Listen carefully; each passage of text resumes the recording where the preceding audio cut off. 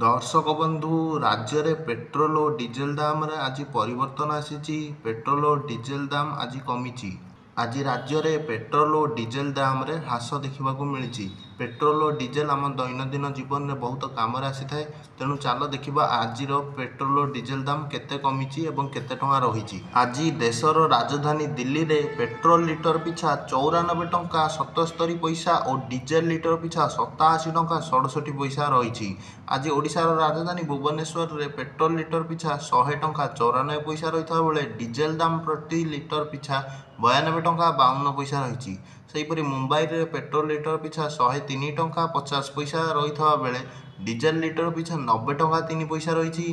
सेहीपरि कोलकाता रे पेट्रोल दर 105 टंका 41 पैसा होता बेले डीजेल दर 92 टंका 2 पैसा रही।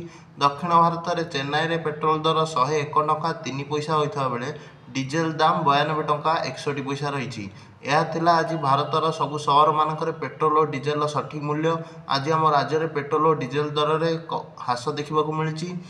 तो वीडियोटी भल लगे चैनल टी सब्सक्राइब कर दिंतु, वीडियोटी को लाइक कर दिंतु।